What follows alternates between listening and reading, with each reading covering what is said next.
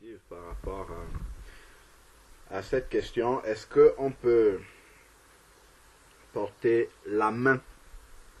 Donc, on va répondre de manière assez précise par rapport à ça. Donc, que recommande le Seigneur de manière générale? Donc, avant de parler de taper l'enfant, il y a d'abord autre chose que le Seigneur préconise. Lorsque on voit le Seigneur Jésus-Christ a quitté son trône de gloire. Il est descendu au milieu des hommes pour nous montrer le chemin. Donc, Dieu, nous sommes les enfants de Dieu. C'est ce qu'on dit souvent. Hein. Nous sommes les enfants de Dieu. Donc, Dieu est comme, ce n'est même pas il est. Il n'est pas comme, il est notre Père. Nous sommes ses enfants. Donc, la relation qu'il y a entre Dieu et nous, c'est à l'image, en fait, nous devons copier en tant que parents, en fait, la relation que Dieu a avec nous. Donc, nous devons essayer d'être le plus près possible de la relation que Dieu a avec nous en tant que nous, ses enfants, lui, notre Père. Nous, en tant que parents, nous devons être comme... En fait, pour nos enfants, nous sommes l'image de Dieu. Hein. Tant que les enfants ne connaissent pas encore réellement Dieu, ils voient Dieu au travers de nous. Donc, si par exemple, nous faisons des promesses aux enfants auxquelles nous ne tenons pas, ben, l'enfant, lui, va croire que Dieu aussi peut faire des promesses et il ne tient pas. Ben, de même aussi que la Bible nous dit que nous serons transformés. Si je prends Romains chapitre 8, verset 29. Romains chapitre 8, verset 29 nous dit la chose suivante. Romains 8, verset 29 dit ici, car ceux qu'il a connus d'avance, le Seigneur, il les a aussi prédestinés à être semblables à l'image de son Fils. Donc, nous qu'il a connus d'avance, qui avons accepté Jésus, il nous a prédestinés à devenir semblables à l'image de son Fils, afin qu'il soit le premier-né d'un grand nombre de frères. Donc, Christ est notre grand frère parmi les enfants de Dieu. Donc, il est venu nous montrer en fait comment un enfant de Dieu doit vivre. Donc, il nous a montré l'exemple d'abord. Et ensuite, maintenant, parce que le Père ne pouvait pas descendre sur la terre pour nous montrer l'exemple. Donc, Christ, qui est l'image du Père, nous montre l'exemple, en fait. Afin que nous puissions être semblables à son image. Que nous ayons juste à imiter cette image-là. Et l'Esprit de Dieu est là pour nous perfectionner. Donc, ça, c'est la relation entre nous, enfants de Dieu, et Dieu. Christ est le modèle, nous suivons ce modèle, nous reproduisons ce modèle-là, parce que nous voyons le Père au travers de Christ. Nous imitons notre Père au travers de Christ. Regardons maintenant la même relation entre nous et nos enfants. Nous sommes comme Dieu pour nos enfants, en fait. Ils voient Dieu au travers de nous. Donc, de la même manière que vont faire les enfants, nous ne sommes pas comme Dieu le Père qu'on ne voit pas. Nous sommes visibles. Nos enfants nous voient. Donc, qu'est-ce qu'ils vont faire? Ils vont nous imiter. S'ils nous voient souvent nous prosterner pour prier, moi je voyais souvent quand on était encore à l'assemblée, Raphaëla, elle avait 2 ans. Des fois, elle arrivait comme ça à l'assemblée, se prosterne, elle commence à prier devant tout le monde. Les gens sont surpris. C'est parce qu'elle a l'habitude de voir ça. De la même manière, si on a des mauvaises habitudes, ben les enfants vont copier. Les sœurs, vous êtes des mamans, la manière dont vous vous comportez dans vos foyers, c'est exactement comme ça. Hein. Sauf si Dieu fait grâce, c'est comme ça que vos filles vont se comporter dans leur foyer. Ça, c'est sûr et certain. Parce que c'est ça qu'elles voient. La première prédication qu'on donne aux enfants, c'est le comportement qu'ils nous voient. Donc, si nous sommes des mauvais chrétiens, des mauvais enfants de Dieu, sauf si, je dis bien, sauf si Dieu fait grâce, hein, parce que les enfants peuvent avoir aussi une communion personnelle avec Dieu, mais avant que ces enfants-là ne connaissent personnellement Dieu, c'est d'abord vous, c'est d'abord nous qu'ils vont imiter. Donc, on a vraiment à beaucoup travailler. Ça c'est un aspect sur lequel le Seigneur nous avait éclairé une fois quand on lisait dans Tite. Regardons dans Tite, ici. Sœur Daniel, excuse-moi, je vais un peu extrapoler ta question pour répondre à beaucoup d'autres questions derrière. Mais je vais répondre à ta question, je ne l'ai pas oublié. On va revoir les versets qui sont là et comprendre un peu mieux. C'est bien en fait de commencer d'abord par le fait que nous sommes les modèles des enfants. C'est sur nous qu'ils copient. Parce que si on prend seulement le bâton pour taper alors qu'on n'a pas montré l'exemple, nous sommes un mauvais professeur. Donc, ici, Tite, on a dit, Tite chapitre 2. Donc, Tite chapitre 2. Alors, je ne suis pas au bon endroit. C'est juste avant Hébreu. Donc, Tite chapitre 2, il va dire au verset 2, au verset 3, autant pour moi, il dit que les femmes âgées doivent avoir l'extérieur qui convient à la sainteté. La sœur Florence nous a dit tout à l'heure que si une sœur n'est pas décente dans son habillement, il ne faut pas qu'elle soit surprise qu'à 11 ans, 12 ans, que l'enfant ait envie de mettre les mini-jupes parce qu'elle voit sa maman en mini-jupe. Ou en tout cas mal habillé de manière légère, c'est ce que l'enfant va aussi refaire. Donc ensuite, maintenant, donc, le Seigneur recommande d'avoir l'extérieur qui convient à la sainteté, sachant que l'extérieur est le reflet de ce que nous avons dans le cœur. Donc, si dans le cœur, il y a encore des convoitises, hein, des convoitises charnelles de ce monde, il y a des choses que voilà, qu'on a gardées dans notre cœur, qui nous attirent encore dans ce monde. Si c'est dans notre cœur, cela va se ressentir à l'extérieur aussi. Donc, si on est mal, on n'est pas habillé décemment à l'extérieur, c'est le reflet de ce qu'il y a dans le cœur, tout simplement. Donc, il y a des choses, des convoitises du monde qui sont encore dans notre cœur, et ça se reflète à l'extérieur sur notre habillement. Donc, il faut enlever ça pour que la sainteté de l'extérieur aussi soit visible. Donc, ensuite, il dit ne pas être médisant. Donc, si une maman ou un papa d'ailleurs est tout le temps en train de parler des autres devant ses enfants, par exemple, je ne sais pas moi, un tonton, une tata arrive à la maison et dès qu'elle a tourné le dos, les parents commencent entre eux à mal parler de cette tata qui est... C'est ça que les enfants vont reproduire. Hein.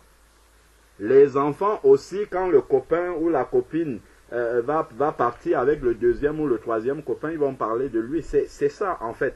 Mais si les parents sont alertes là-dessus et si ça arrive et que les parents fassent la remarque là-dessus, l'enfant saura que la médisance, ce n'est pas bien. Il ne faut pas le faire. Donc c'est important en fait d'être vigilant sur ces choses-là.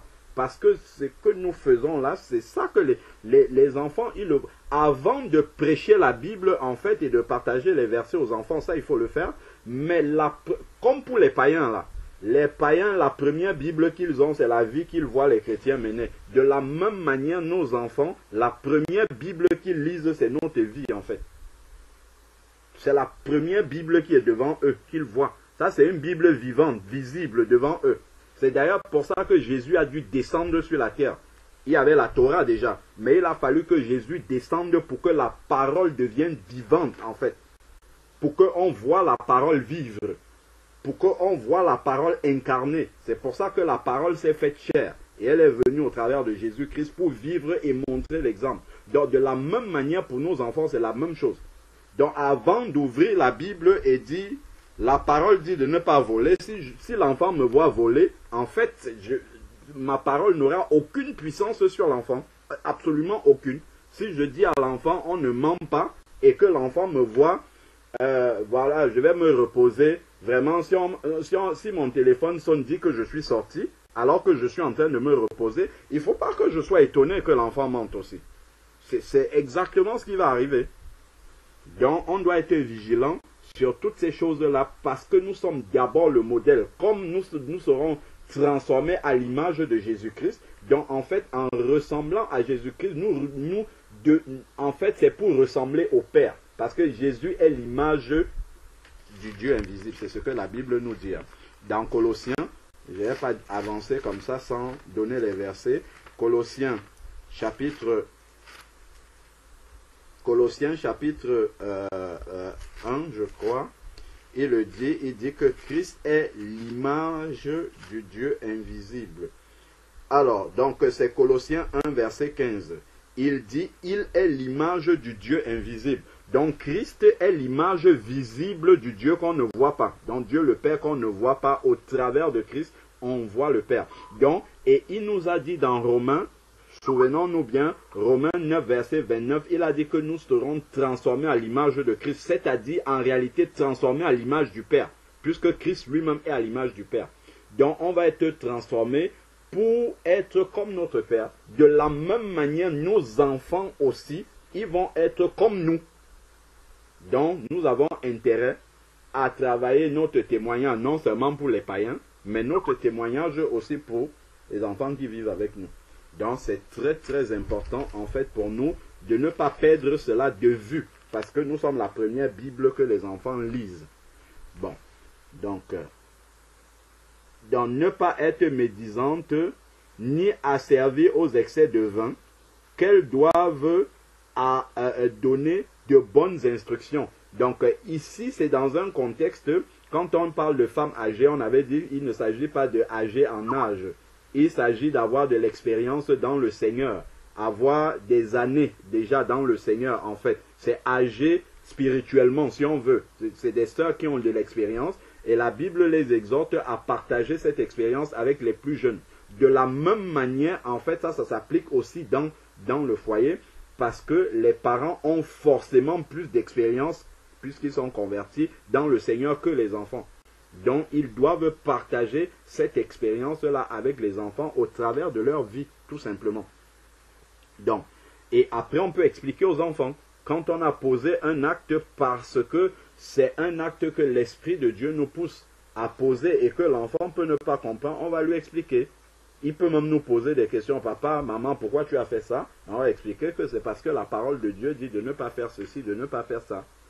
Donc ensuite, maintenant, c'est écrit ici, afin d'apprendre aux jeunes femmes, et nous, ça va être à nos jeunes enfants, là, hein, ça s'applique aussi pour nous, bon, à aimer leur mari, ainsi de suite, mais ça ne s'applique pas pour les enfants, mais simplement, tout le témoignage de la sainteté et de la saine doctrine, là, ça, c'est pour nous montrer que c'est la première Bible, en fait, que les enfants lisent. Bon, donc ensuite, maintenant,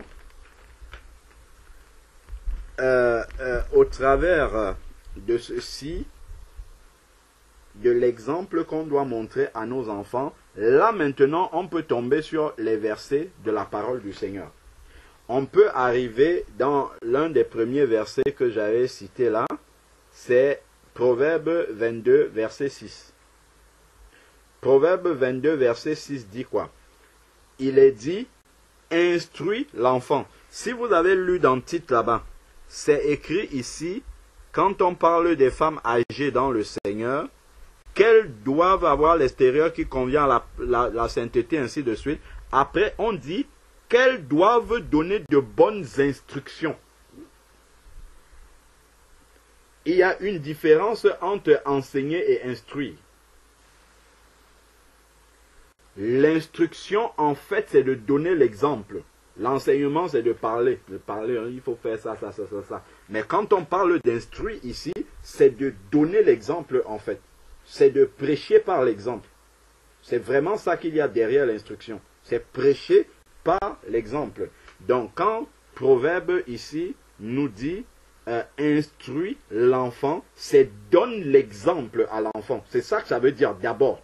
Ça veut dire donne l'exemple à l'enfant selon la voie qu'il doit suivre, qui est celle du Seigneur. Donne-lui le modèle à suivre. Comme Christ nous a donné le modèle du Père pour que nous le suivons, nous aussi, nous devons donner à nos enfants le modèle qu'ils doivent suivre. Donc, donne le modèle à l'enfant qu'il doit suivre et quand il sera vieux, il ne s'en détournera pas. Donc si je donne le modèle d'un mauvais chrétien, il faut vraiment prier pour que l'enfant puisse s'en détourner, parce qu'il vaudrait mieux qu'il ne soit pas un mauvais chrétien lui aussi. Donc, instruis l'enfant selon la voie qu'il doit suivre, qui est celle du Seigneur, afin que lorsqu'il devient Dieu, il ne s'en détourne pas. Parce que, en fait, c'est dès ce bas âge-là, l'enfant voit, il a les repères dans le cadre familial. Ces repères, ces réflexes, en fait. Par exemple, prier avant de manger, il y a des gens aujourd'hui qui ne sont pas convertis, qui ne suivent pas véritablement le Seigneur, mais qui vont avoir quelques réflexes quand même, comme prier avant de manger, comme prier avant de dormir et prier avant de se lever. Ça par exemple, ce sont des habitudes que peut-être les parents ont dû leur donner, ou une tante chez qui ils passaient des vacances où ils ont habité. Ce sont des choses qu'ils ont gardées comme ça. Donc même comme la foi n'est pas là, et un jour, à l'occasion d'une telle prière, Dieu peut toucher leur cœur. Je me souviens d'un témoignage qu'une sœur nous donnait une fois quand on était à l'assemblée. Elle parlait d'un monsieur en fait qui vivait sa vie, il n'était pas au Seigneur et tout. Et un dimanche matin comme ça, il passait devant un lieu de prière et il entend un chant. Il entend un cantique que les gens chantaient à l'intérieur. Et ce cantique-là a tellement touché son cœur, il a commencé à pleurer. Parce que ça lui rappelait son enfance, comment il priait avec ses parents. Et en même temps, Dieu a mis dans son cœur que regarde ce que tu es devenu aujourd'hui. Cela ne ressemble pas du tout au chemin que les parents t'ont montré. Et immédiatement, son cœur ayant été touché, il est allé rejoindre les personnes qui étaient en train de prier là-bas. Et c'est comme ça qu'il est venu au Seigneur. Donc c'est important vraiment de pouvoir montrer ce chemin-là. La Bible nous montre des exemples. Des bons côtés et des moins bons côtés aussi. Et parents qui ont fait des erreurs dans la parole de Dieu et que les enfants ont reproduit. Les exemples sont nombreux. Donc, c'est important, en fait, de pouvoir, quand on regarde Abraham, Isaac, Jacob, Salomon, David, ainsi de suite, vous voyez, il y a des choses qui se reproduisent souvent. Donc, maintenant, instruire l'enfant, ça c'était Proverbe 22, la parole maintenant. Donc, instruire, montrer l'exemple. On a cité Deutéronome chapitre 6, versets 6 à 9, qui dit « Et ces commandements qui sont la parole du Seigneur, que je te donne aujourd'hui, que cela soit d'abord dans ton cœur. » Donc, avant, en fait, de communiquer cette parole aux enfants, il faut qu'elle soit vraie pour nous d'abord, parce qu'on ne peut pas leur donner ce qu'on n'a pas nous.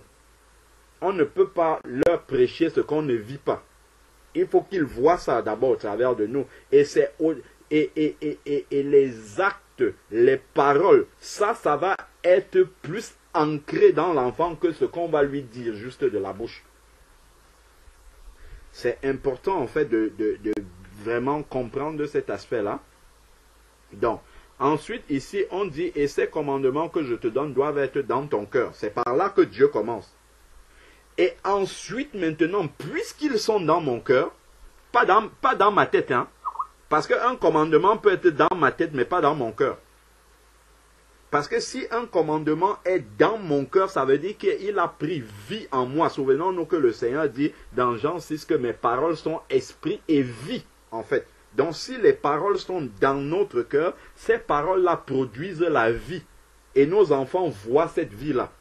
Et maintenant, comme ces paroles-là sont devenues vie en nous, là maintenant, il est dit ici, tu les inculqueras aux enfants. Maintenant que les enfants nous voient vivre cette parole-là, maintenant on peut leur expliquer ça. Et quand on voit par exemple dans Exode 12, lorsque le Seigneur institue la Pâque, et puis il va le repas de Pâques, l'agneau pascal partagé entre plusieurs, un agneau pour une famille, et après si ça ne suffit pas, on partage avec les voisins, ainsi de suite. Et le Seigneur va dire, si vos enfants vous demandent ce que vous êtes en train de faire là dans le pays dans lequel vous serez entrés, voici ce qu'il faudra leur expliquer.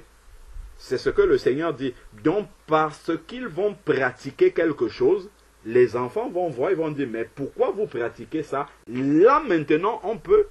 leur expliquer qu'elle dit la parole de Dieu. Donc, on doit d'abord vivre cette parole-là. Et quand les enfants nous voient vivre cette parole-là, en vivant, on peut l'expliquer. Et c'est comme ça que Jésus a marché avec les disciples. Jésus vivait la parole. Et quand il disait et faisait des choses, les disciples posaient la question, mais pourquoi tu as répondu comme ça aux pharisiens? Pourquoi tu as fait ceci? Pourquoi ceci? Et c'est comme ça qu'il les instruisait en fait. C'est comme ça en fait qu'il leur expliquait la parole de Dieu. Les enfants que nous avons en fait sont les disciples que nous devons faire. Hein. Quand le Seigneur dit au début, il dit à Adam et Ève, allez et multipliez, vous remplissez la terre. Il ne précise pas. C'était rempli en termes d'être humain sur la terre. Mais Jésus, lui, ne dit pas allez et remplissez la terre. Il dit allez et faites de toutes les nations des disciples. La terre maintenant, elle est remplie. Nous devons remplir le ciel. On ne remplit plus la terre. Ceux qui sont nés charnellement, physiquement, il faut les amener maintenant à la naissance spirituelle. C'est-à-dire qu'ils naissent d'en haut. Qu'ils puissent maintenant peupler le ciel. Et les premiers, la Jérusalem, qu'ils soient mes témoins, vous recevrez un Acte chapitre 1 verset 8. Ne vous éloignez pas de Jérusalem, verset 4. Vous recevrez une puissance, le Saint-Esprit survenant sur vous, et vous serez mes témoins où? À Jérusalem. La Jérusalem la plus proche, c'est où? C'est là la maison avec les enfants. C'est là, dans la famille, à la maison. C'est là la Jérusalem la plus proche. C'est là où on montre l'exemple d'abord.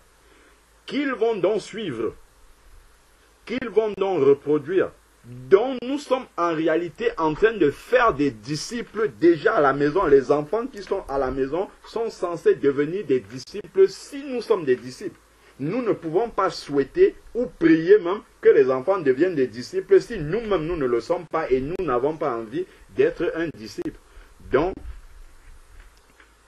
voilà, nous sommes juste en train d'expliquer Deutéronome pour qu'on comprenne vraiment la pensée du Seigneur par rapport à ça. Maintenant que la parole est dans notre cœur, qu'elle a pris racine, qu'elle a pris vie, tu les inculqueras à tes enfants. Si l'enfant ne te voit jamais méditer la parole de Dieu, l'enfant ne te voit jamais prier dans un moment à part, quand tu vas venir trouver l'enfant pour lui dire, bon, je vais te lire un verset de la parole de Dieu, mais ça sera, en fait, il y a quelque chose qui ne sera pas en accord, parce que tu essayes de lui montrer quelque chose que toi-même tu ne fais pas. En fait, ça sera un fardeau pour l'enfant. Parce que l'enfant n'a pas l'habitude de voir ça autour de lui, de vivre dans ça, en fait. Nous, des fois, on est en train de prier ou de méditer avec la sœur Linda le matin parfois. Et puis les enfants se réveillent et ils viennent, ils nous voient faire ça. Et ils disent, est-ce qu'on peut venir prier avec vous? Moi, je crois fermement que c'est la meilleure façon, en fait, de le montrer aux enfants. Plutôt que de venir dire, bon, ok, maintenant c'est votre moment de prière. Donc, déjà, quand les enfants voient ça, et qu'ils ont cette soif de venir se joindre à vous, c'est eux maintenant qui réclament, en fait. Mais papa, quand est-ce que tu nous lis la Bible? Maman, est-ce que tu peux venir prier? C'est eux qui réclament. Parce qu'ils le voient, en fait. Et c'est important, en fait, de leur montrer cela, qu'ils le voient pratiquer, et que cette soif-là naisse afin de ne pas faire d'eux des religieux. Parce que si on leur dit simplement, bon là tu vas avoir un moment de prière, là, en fait on va en faire des religieux. Ils seront religieux, ils vont prier, mais il n'y aura pas la vie. Parce que la vie là, ils ne la voient pas en fait. Et ils ne sont pas nés dans la vie. C'est important de voir en fait le cheminement par lequel il faut amener les enfants. De la même manière qu'on fait les disciples dans l'église, nous avons un mini laboratoire de disciples à la maison déjà, pour ceux qui ont les enfants. C'est les premiers là que nous devons faire. Donc ensuite, maintenant, il est dit, nous sommes toujours dans Deutéronome chapitre 6, versets 6 à 9, tu les inculqueras à tes enfants et tu en parleras quand tu seras dans ta maison. Tu en parleras quand tu seras dans ta maison. C'est par là que ça commence. Tu ne peux pas à l'église parler du Seigneur et à la maison tu parles seulement du football. Ou bien des élections. Ou bien du film. Je sais pas, d'une série télévisée ou je ne sais pas, de la télé-réalité. Alors que dehors tu parles de l'église. Non. Alors que dehors tu parles du Seigneur. Ou bien, comment dire, au milieu des saints tu parles du Seigneur. Non. Ça doit être dans ta bouche tout le temps. Donc, quand tu vas en parler à la maison, ça sera juste la continuité de ce que tu as l'habitude de dire partout où tu es. Donc, ensuite, quand tu iras en voyage, donc on voit en fait que c'est une vie qui t'accompagne partout où tu es avec tes enfants. Quand tu seras en voyage, quand tu te coucheras et quand tu te lèveras, la prière au coucher, au lever, la méditation au lever, au coucher, ainsi de suite, c'est là-dedans. Et l'enfant voit cela. C'est ça qu'on doit inculquer. Donc ensuite, tu les liras comme un signe sur tes mains et sur les frontaux entre tes yeux. Tu les écriras sur les poteaux de ta maison. C'est bien si on a la possibilité chez nous de mettre des, je sais pas moi, des versets bibliques, je sais pas, nous on en a là dans les toilettes. Quand quelqu'un s'assoit, il a la parole de Dieu, tout le message de la parole, c'est là devant lui. Donc, en fait, quand les enfants vont apprendre à lire, tous ces versets-là, ils les liront en fait. Quand l'enfant commence à lire, nous on a vu là avec Raphaël qui est passé par le CP où ils apprennent à lire. Donc, ils ont l'envie en fait de lire. Tout ce qu'ils voient, ils essayent de déchiffrer, de recoller les syllabes pour lire. Et si dans la maison, il y a les versets bibliques affichés, mais l'enfant en fait va s'intéresser à lire ce qu'il voit. Et c'est comme ça en fait que l'enfant va enregistrer. Donc quand le Seigneur dit d'afficher sa parole, il y a quelque chose derrière ça en fait. Il y a une instruction que Dieu va donner aux enfants au travers de ce qu'ils vont lire. Il y a une sœur qui nous avait rendu témoignage, la sœur de Lille, Mama Sita, qui m'avait dit en fait que ses enfants n'ont pas appris à lire dans les bandes dessinées ou bien les livres que nous avons là. Ses enfants ont appris à lire la Bible directement, la vraie Bible. Pas la Bible avec les dessins. Eux, ils ont appris la lecture par la Bible directement. Ça, c'est très bien. Voici la parole du Seigneur qui nous le dit. Donc, tu l'écriras sur, tu les écriras sur les poteaux de ta maison et sur tes portes. Parce que le Seigneur, au-delà de ce qu'on a dit à l'enfant, au-delà de ce qu'on vit, ce qui est écrit là, les enfants verront cela. Et le Seigneur lui-même va prendre le relais pour enseigner les enfants là-dessus. On va arriver maintenant à la question de notre sœur. Parce que c'était important, en fait, de dire là d'où il faut partir pour maintenant pouvoir taper l'enfant. Parce qu'on ne tape pas pour rien comme ça. Il faut taper si on a montré déjà l'exemple. Donc maintenant ici, si nous commençons à lire ces versets, Proverbes chapitre 13, verset 24, il est dit en fait que celui qui ménage la verge hait son fils. Ça, c'est ce que Dieu dit. Dieu dit que si tu ménages la verge, c'est-à-dire que si tu vois le fouet et tu hésites à le prendre pour corriger un enfant alors que cet enfant mérite cela, ça veut dire que tu le hais. C'est ce que la parole de Dieu dit. N'oublions pas 1 Jean, chapitre 5, verset 19, qui nous dit quoi? Qui nous dit en fait que le monde est sous la puissance du malin. Donc, quand Dieu dit il ne faut pas ménager la verge pour corriger l'enfant, le malin qui dirige ce monde va dire non, non, on ne tape pas les enfants. Il ne faut pas porter la main, il ne faut pas taper les enfants. Ce n'est pas normal. C'est ce que la société d'aujourd'hui nous enseigne et nous voyons ce que ça produit. Ça produit des jeunes rebelles, ça produit des jeunes qui ne respectent pas les adultes, qui ne respectent pas les personnes âgées, qui ne respectent pas les supérieurs, qui ne respectent pas les autorités, et ça produit tout ce que nous voyons aujourd'hui, parce que c'est un système qui est anti-Dieu, qui est anti-Christ. Le Seigneur dit de ne pas ménager la verge. Et le Seigneur lui-même l'applique avec nous, hein, parce que ce qu'il nous demande d'appliquer à nos enfants, c'est ce qu'il fait. Le Seigneur également, allons un peu dans Hébreu, on va lire cela ici. C'est important de voir toujours le miroir Donc, la relation que nous avons avec Dieu, c'est la même relation qu'il nous demande d'avoir avec nos enfants, les instructions, ainsi de suite, l'exemple qu'on doit montrer. Donc, prenons Hébreux chapitre 12.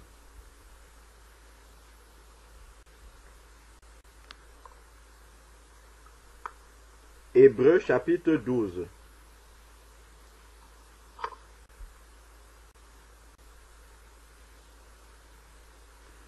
Commençons à partir du verset 3. Hébreux chapitre 12 à partir du verset 3. Il est dit, considérez en effet celui qui a enduré de la part des pécheurs une telle opposition contre sa personne, afin que vous ne vous fatiguiez pas l'âme découragée. On a parlé tout à l'heure des chrétiens qui peuvent être saisonniers, ainsi de suite, pour reprendre l'expression de notre frère Jean-Charles, il faut persévérer. C'est un verset qui est hors contexte ici, mais qui nous rappelle cela. Donc ensuite, verset 4 maintenant, il dit, vous n'avez pas encore résisté jusqu'au sang en combattant le péché, ce que nous devons faire dans notre vie quotidiennement. Et vous avez oublié l'exhortation qui vous est adressée comme à des fils. Ça, c'est Dieu avec nous. Nous sommes enfants de Dieu. Il dit, mon fils, c'est Dieu qui nous parle. Ne prends pas à la légère la correction du Seigneur, dont le Seigneur lui-même nous corrige. Et ne te décourage pas lorsqu'il te reprend. Car le Seigneur corrige celui qu'il aime et frappe de verge tout fils qu'il agrée. Voilà ce que la Bible nous dit. C'est ce que Dieu fait avec nous. Et donc nous devons faire la même chose avec nos enfants. C'est ce qui est écrit ici. Il dit le car, verset 6, car le Seigneur corrige celui qu'il aime et frappe de verge. Frappe, c'est écrit ici là, et frappe de verge tout fils qu'il agrée. Parce qu'il nous a montré l'exemple déjà, et il nous corrige par la verge ici. Souvenons-nous du psaume 23.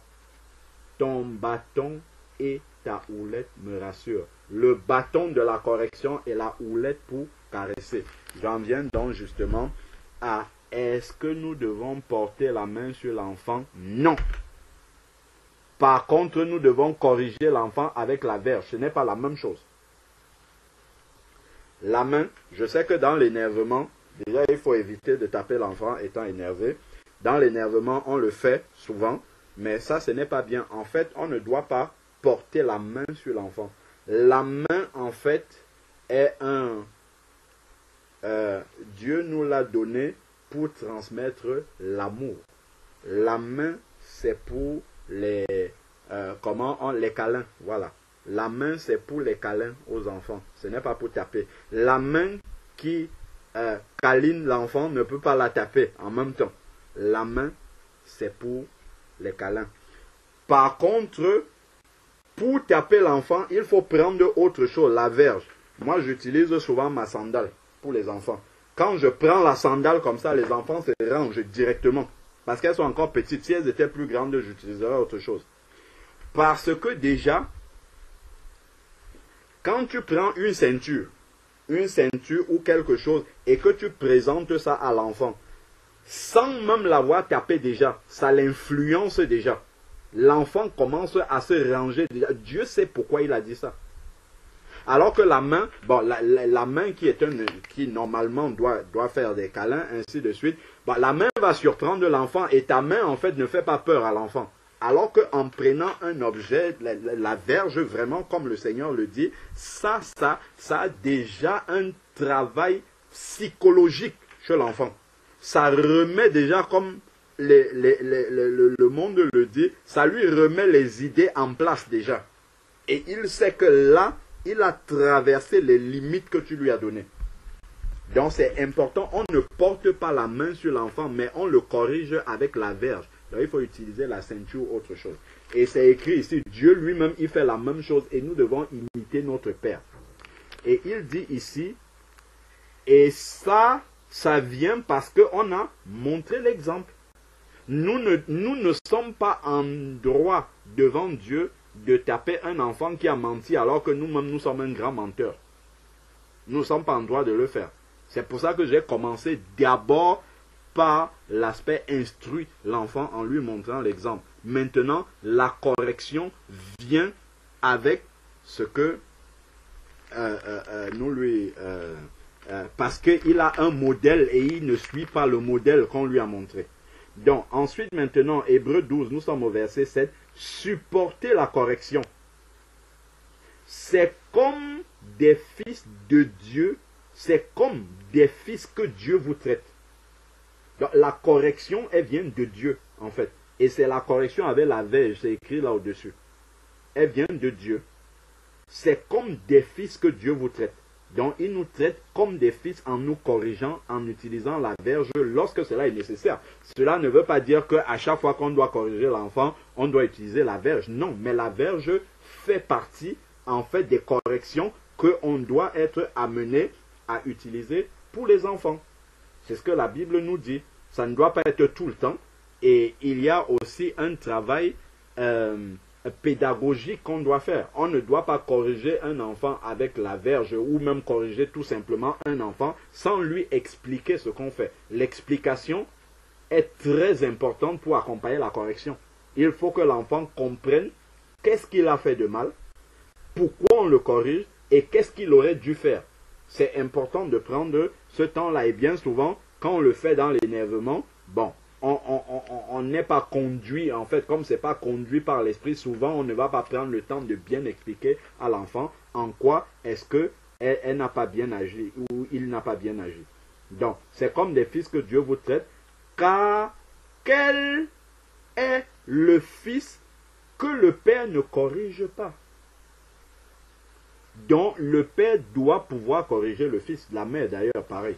Mais si vous êtes exempt de correction, comme on nous dit, ne pas taper les enfants, mais il faut parler avec eux. Si vous êtes exempt de correction, à laquelle tous ont part, c'est tous les enfants légitimes de Dieu, regardez ce qui est écrit. Alors vous êtes des bâtards et non pas des fils. Ça veut dire que si on ne corrige pas son enfant, c'est qu'on ne le reconnaît pas comme étant notre enfant. C'est ce que la société nous enseigne. Ne pas corriger les enfants. Ou bien corriger de manière légère. Ou bien corriger en essayant d'utiliser les méthodes psychologiques qu'ils ont. Je ne dis pas qu'il ne faut pas parler avec les enfants. Il faut prendre le temps, il faut parler. En fait, il faut que ça soit graduel. Si on en arrive à la verge, il faut vraiment que l'enfant ait traversé les limites. Il ne faut pas que pour un oui ou pour un non qu'on prenne la verge, sinon ça n'a plus son sens. Mais il faut que ça soit utilisé vraiment quand l'enfant a traversé la limite rouge qu'on lui avait donnée. C'est à ce moment-là qu'on fait recours. D'ailleurs, Dieu aussi, c'est pareil. Pour revenir au psaume 23, ton bâton et ta houlette nous rassurent. Le bâton, c'est la verge. La houlette, c'est la main qui caresse là, comme je disais, la main qui fait des câlins, et le bâton, c'est pour la correction, la houlette, c'est pour caresser, c'est pour les câlins.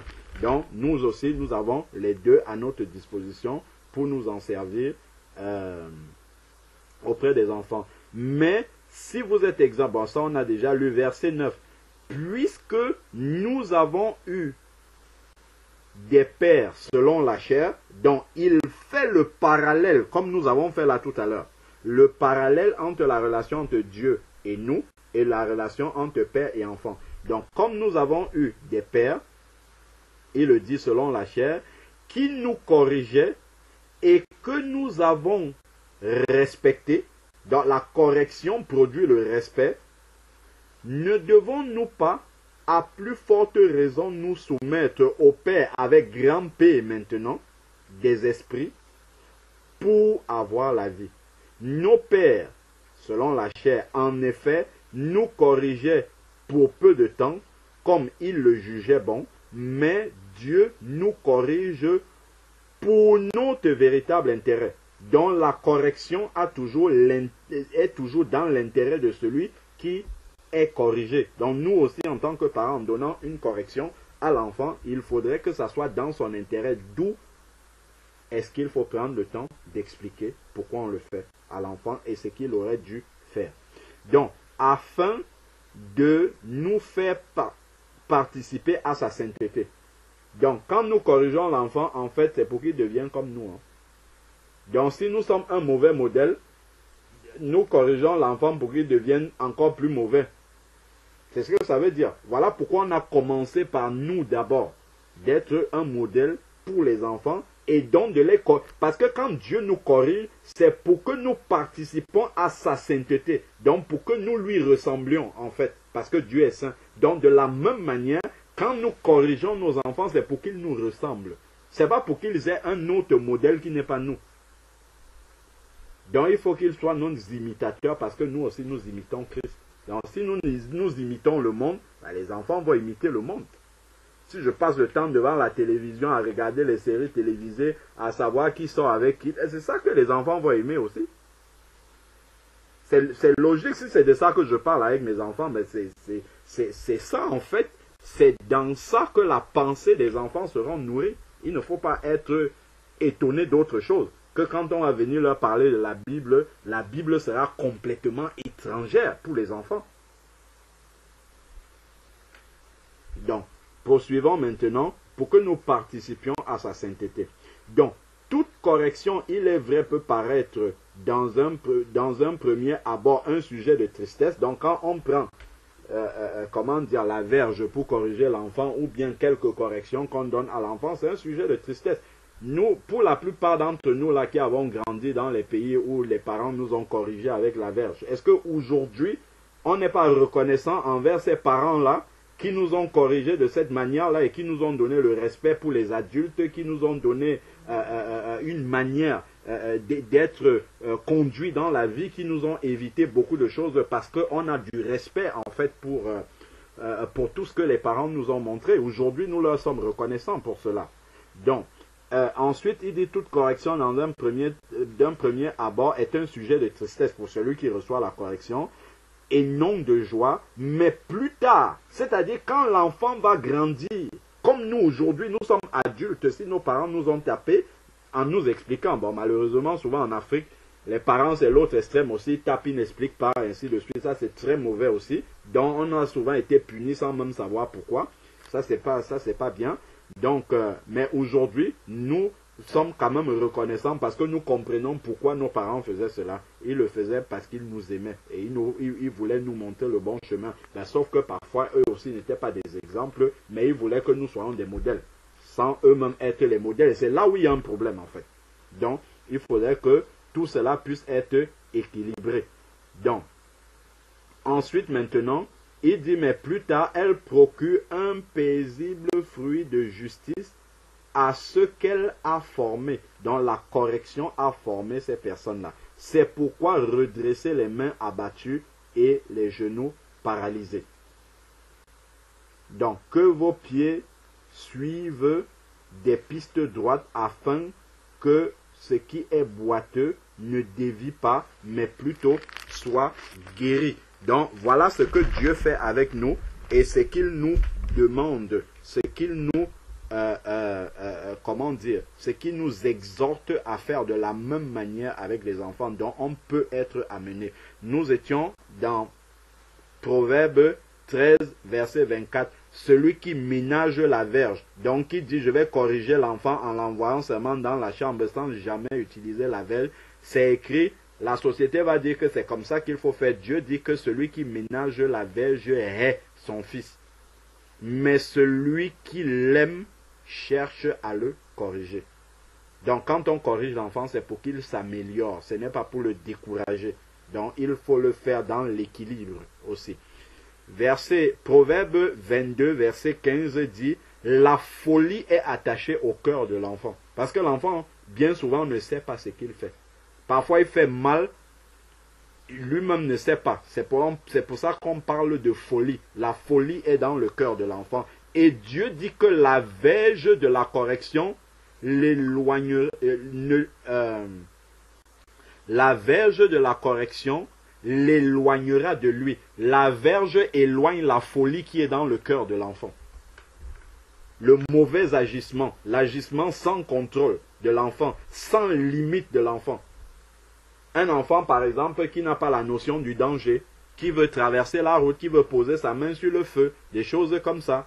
C'est des actes qui peuvent être des actes, mais juste la verge, même juste présenter sans taper, montrer juste la verge et l'intention de punir l'enfant va déjà l'amener à obéir rapidement même. Parce que ça va l'influencer. Donc ensuite, maintenant, Proverbe 23, verset 13 dit: n'épargne pas la correction à l'enfant. Si tu le frappes de verge, il ne mourra point. Ça, c'est notre Dieu qui dit ça. Mais la société, elle veut nous faire comprendre le contraire.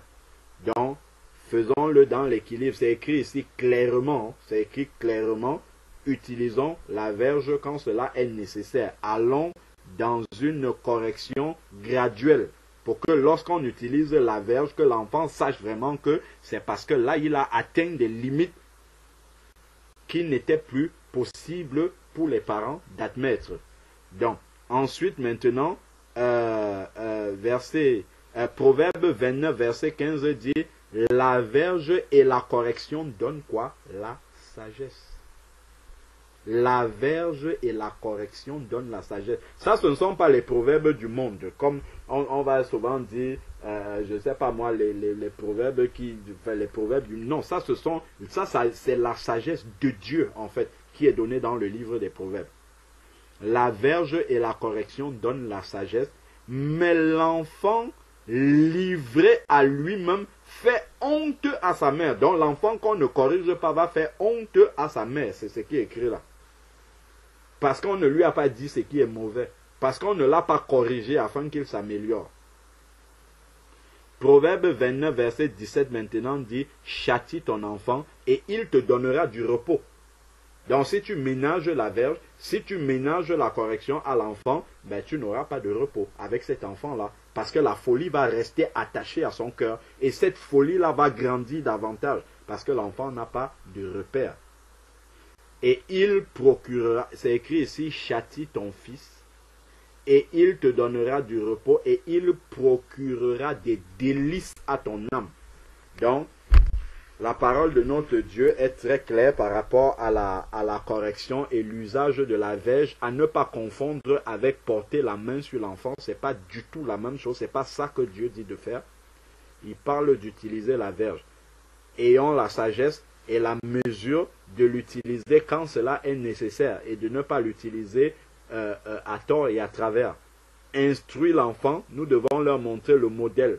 N'oublions pas que nous corrigeons l'enfant pour qu'il nous ressemble. Parce que Dieu nous corrige et nous frappe de verge pour que nous participions à sa sainteté. C'est-à-dire que nous lui ressemblions. Soyez saints comme votre Dieu est saint. Nous dit, je crois, Matthieu 5, verset 48, si je ne me trompe pas.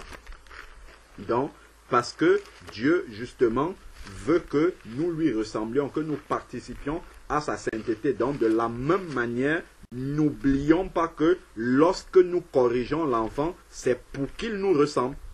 Donc, si nous-mêmes, nous ne sommes pas un modèle, il ne faut pas, voilà, soyez parfaits comme votre Père est parfait.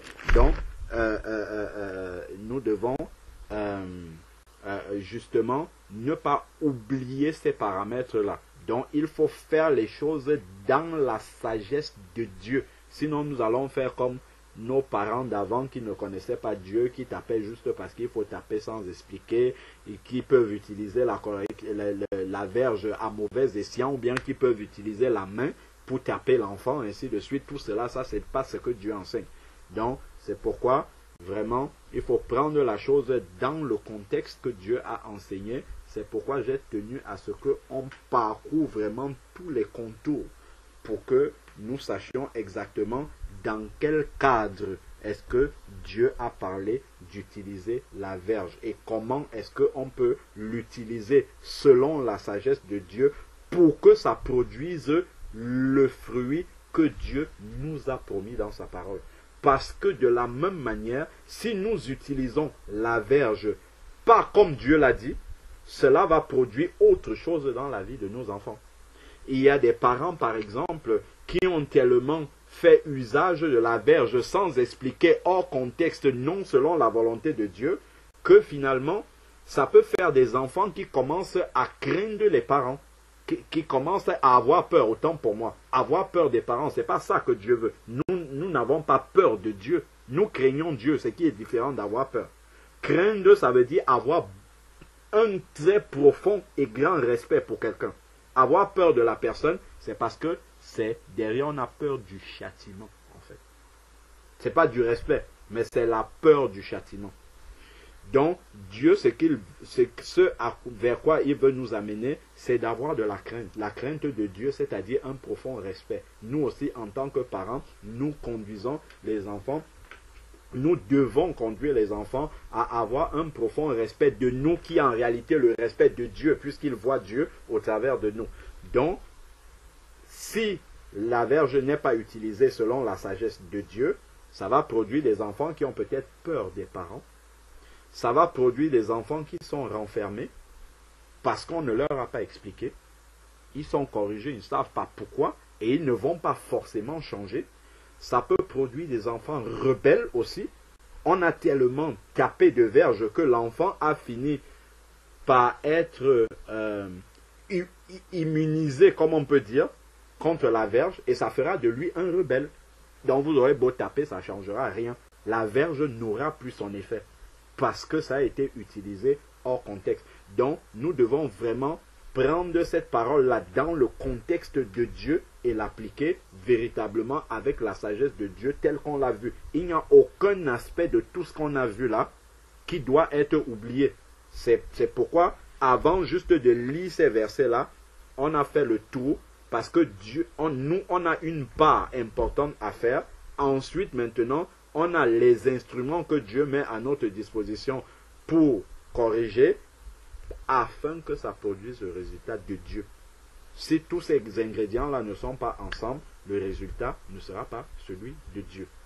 Donc, voilà, ma soeur, la réponse à ta question est un peu plus détaillée pour que nous puissions tous avoir vraiment le conseil de Dieu pour faire les choses selon la volonté de Dieu et que nous ne lisons pas seulement un verset comme ça et nous commençons à l'appliquer. Non, Dieu a dit qu'il faut taper et puis on tape à tort et à travers sans comprendre et sans être dans la volonté de Dieu. Amen. Amen. Amen. Amen, frère. Sœur Daniel. Amen, amen. Ça va, ma sœur? Oui. Tu es inspirée? Oui, ça va. Amen.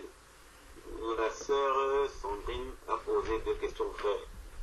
Bon, je préfère rester dans la deuxième question d'abord parce que c'est dans le contexte.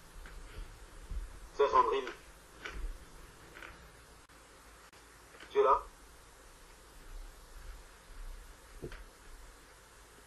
Sœur Sandrine, tu es là? Oui, elle est là. Je pense qu'elle n'arrive pas à remettre son micro, mais elle est là. Ah, d'accord. Ok, donc la sœur Sandrine demande à sa deuxième question, pour rester un peu dans le sujet, elle demande si un couple qui vit avec un grand-parent et un frère. Je suis là. Ah, vas-y. D'accord, vas-y, pose alors ta question directement, où je la lis. Oui, je voulais savoir, pour un couple qui vit, vous savez que ici chez nous en Afrique, souvent on vit avec le papa, maman, papi, tata.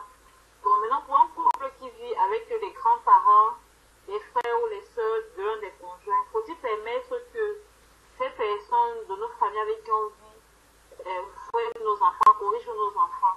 C'est la question que je voulais savoir. Est-ce qu'il est pénible à une tierce personne, une personne autre que papa ou maman, de corriger l'enfant?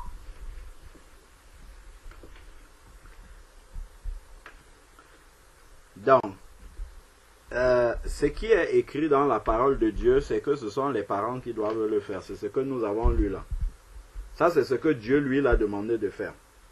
Il a dit que ce sont les parents. Bon.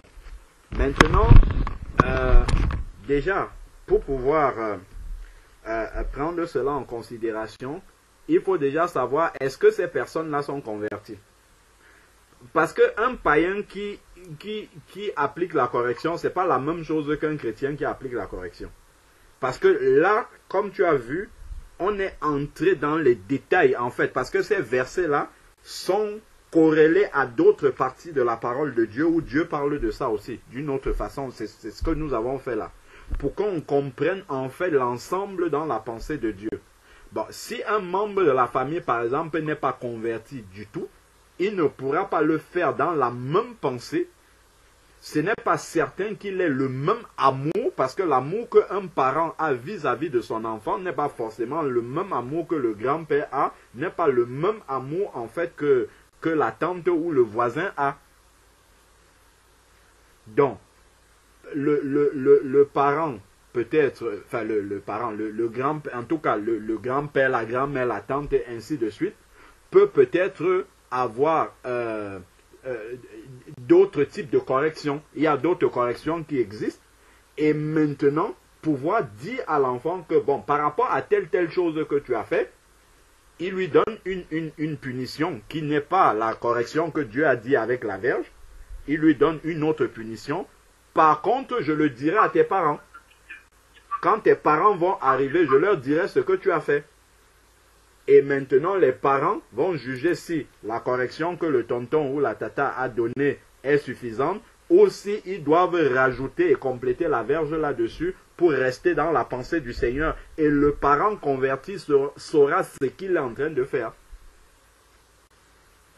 Il saura de quelle manière il va le faire de manière biblique, en expliquant à l'enfant, ayant lui-même montré le modèle. Et là, par exemple, le papy, la mamie, la tata ou le tonton qui tape l'enfant, est-ce que lui-même il est un modèle pour l'enfant? C'est pourquoi je demandais, est-ce que lui-même il est converti? Parce que Dieu lui corrige avec la verge pour nous amener à participer à sa sainteté. C'est-à-dire pour nous amener à lui ressembler. Est-ce que le tonton, la tata qui tape l'enfant, lui-même, est-ce que c'est pour amener l'enfant à lui ressembler? Est-ce qu'il est un modèle pour l'enfant? Parce qu'on ne doit pas corriger sans nous-mêmes avoir montré l'exemple. Hein. C'est ça que Dieu dit. Parce que si nous donnons l'aval à une tierce personne de corriger notre enfant, déjà je ne vois... Là, on sort des versets que le Seigneur a donnés ici, là, dans sa parole. C'est pas ce que Dieu, lui, nous a dit. Il a dit que nous, en tant que parents, parce qu'il y a une relation particulière entre l'enfant dont nous avons la responsabilité, un père adoptif, bon, s'il a adopté un enfant, voilà, il en a la responsabilité, l'éducation, oui, il est le père de l'enfant. Donc, par contre, une tierce personne, alors que les parents sont là, pour ma part, le conseil sage que je peux donner, parce que je ne vois pas ça là dans les versets que nous avons lus, c'est de permettre à ces personnes-là de corriger les enfants, de faire des réflexions aux enfants, ainsi de suite, mais par contre, prendre la chicotte, ou bien, enfin, la chicotte, comme nous disons, prendre la verge, pour utiliser le langage biblique, prendre la verge, il faut que ce soit les parents de l'enfant qui fassent ça. Comme c'est Dieu lui-même. Dieu ne demande pas à quelqu'un d'autre de nous chercher. C'est lui-même qui fait ce travail-là. C'est lui-même qui prend cette décision-là, en fait. Même si Dieu va envoyer un ange pour châtier son enfant, c'est lui qui examine d'abord le problème qu'il y a, c'est lui qui examine d'abord la faute qu'il y a et qui délègue ensuite, par exemple, à un ange, va un peu pour déranger cet enfant-là. Enfin, pour corriger, pas pour déranger, autant pour moi. Donc, pour ma part, voilà ce que moi je dirais. Après, peut-être, un frère peut apporter aussi une sagesse que le Seigneur lui aura donnée par rapport à cette question-là. Donc moi, je ne pense pas que les membres de la famille bibliquement sont autorisés à apporter la verge sur nos enfants. Ils peuvent apporter des corrections parce que eux aussi sont des instructeurs, puisque même déjà dans l'église, un conducteur peut apporter, peut corriger un enfant de Dieu, un disciple, un serviteur de Dieu, peut par exemple faire une discipline. Ce n'est pas la verge qu'il va utiliser. Par contre, il peut donner une sanction spirituelle, une sanction disciplinaire à un enfant de Dieu qui ne marche pas dans la vérité. Il peut lui donner, donc, il y a des corrections qu'il peut apporter, mais il ne va pas porter la verge sur lui. Par contre, celui qui peut porter la verge, c'est le Dieu, le Père, qui est notre Père. À nous tous, lui, il a ce droit-là. Mais il peut déléguer, par exemple, à un serviteur, pour tel de mes enfants-là qui ne marche pas dans ma volonté, mets-le dans tel régime, pour qu'il, l'apôtre Paul parle, par exemple, de ça. Quand il va dire, si ton frère a péché contre toi, reprends-le. S'il n'accepte pas, prends un deuxième témoin. Après, dis à l'église. Après, considère-le comme un païen. Ça, c'est une mesure disciplinaire, en fait, que Dieu charge l'église d'appliquer. C'est une correction, hein, que Dieu applique à son enfant, mais en utilisant son église. Donc, il le délègue. Mais ça, c'est pas la verge, en fait. Donc, une tierce personne peut avoir, nous pouvons donner le droit à une tierce personne, un membre de famille, ainsi de suite, de pouvoir corriger les enfants, de pouvoir raisonner les enfants. Par contre, la verge, pour moi, c'est pour rester dans la parole de Dieu, c'est exclusif au Père. Ton bâton et ta houlette me rassurent, c'est le bâton de Dieu. Ce n'est pas le bâton d'un ange ou de quelqu'un d'autre, c'est le bâton de Dieu qui rassure et sa houlette qui rassure. Donc, voilà pour ma réponse, en tout cas, de la manière dont l'Esprit de Dieu me conduit à pouvoir répondre à cette question-là. Après, si un frère veut apporter un complément, que Dieu soit béni. Amen. Amen. Amen. Amen. Amen. Amen.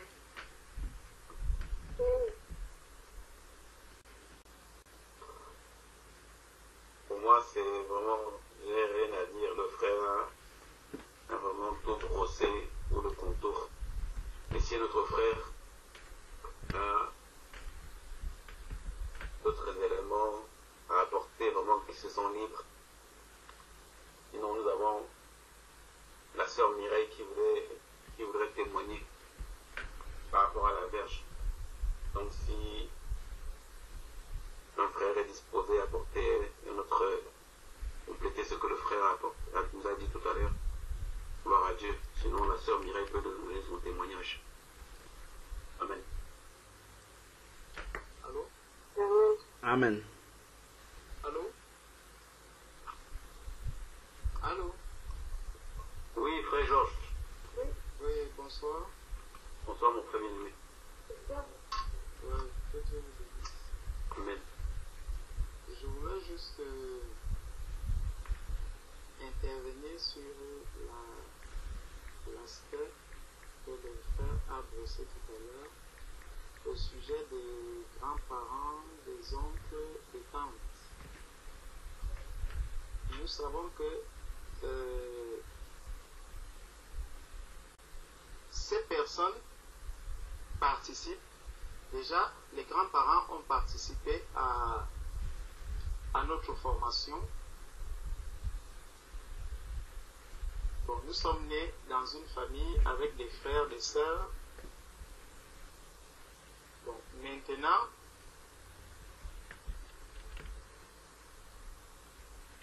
ce que la parole de Dieu nous recommande, c'est que c'est nous qui avons l'autorité sur nos enfants. Sauf que pour agir envers peut-être les grands-parents, qui sont nos parents, envers les tantes, les oncles, il faut avoir beaucoup de sagesse. Parce que si nous manquons de sagesse, cela peut nous amener non seulement à nous-mêmes, mais aussi à ces enfants, beaucoup de problèmes. Et c'est pour ça que je sais qu'en Afrique, souvent, il y a la famille. Déjà, quand on regarde la famille, ici, n'est pas forcément la famille telle que le modèle africain la présente. généralement, vous allez constater qu'ici, le père est dans sa maison avec ses enfants. Mais en Afrique, vous allez trouver parfois le père habite dans la même maison que le grand-père, que la grand-mère, que des tontons, des tatas. Et tout ça fait en sorte que vraiment, si nous agissons mal, si nous manquons de sagesse dans ce domaine, cela peut nous apporter énormément de problèmes. Et ça peut même détruire toute une famille. On peut vouloir faire du bien, c'est pour ça que la parole de Dieu dit que si nous manquons de sagesse, il faut demander cette sagesse-là au Seigneur.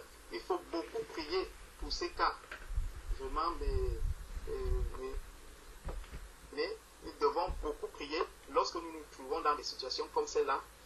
Parce qu'on peut aller directement en affront en disant, bon, la parole de Dieu dit que tu ne dois pas toucher à mes enfants, patati patata, patati patata. Et là, ça va créer plus de dégâts que de paix. Nous aurons encore moins de paix en agissant de cette manière. Il faut vraiment demander la sagesse à Dieu, voir comment est-ce qu'on peut exhorter ces personnes et surtout amener ces personnes, parce que ce message qu'on partage ce soir, ce n'est pas un message pour les païens. Amen. C'est vraiment un message d'abord pour les chrétiens.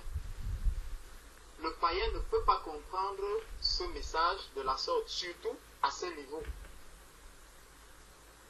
Nous savons bien comment nous avons été élevés parfois avec des parents qui n'étaient pas convertis. On te tape pour un verre qui est cassé, on te tape pour un rien, tu es tabassé, tu ne manges plus, on ne te donne pas à manger aujourd'hui, simplement peut-être parce que tu as oublié de puiser de l'eau, parce que tu as fait ceci.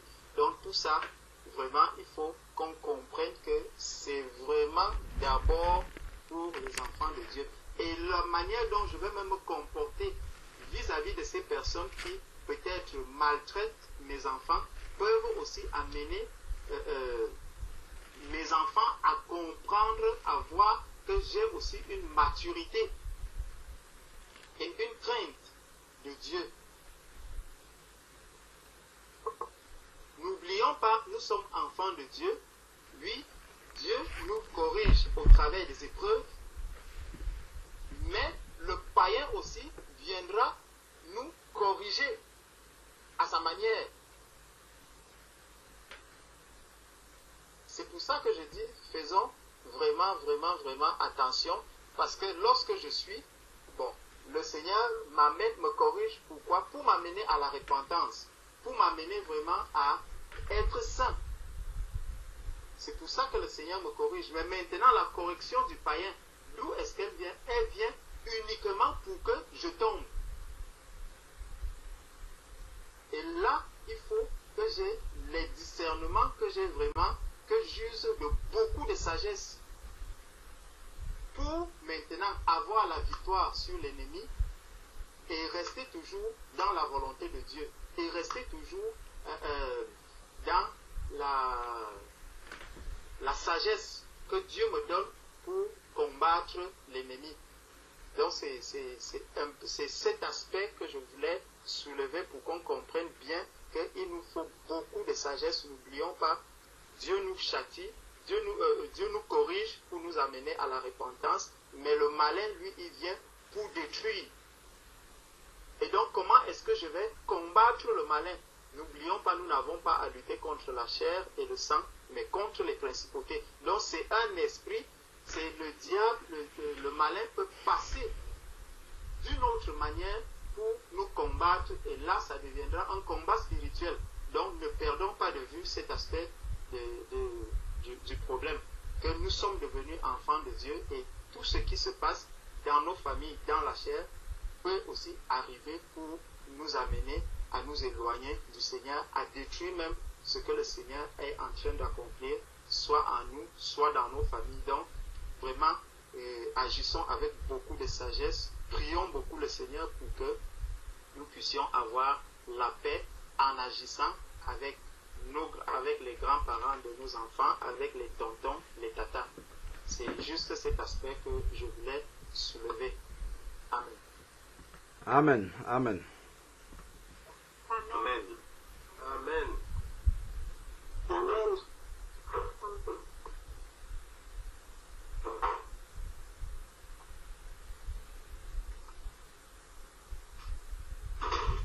Amen. Merci, frère Georges. Avec un petit retard.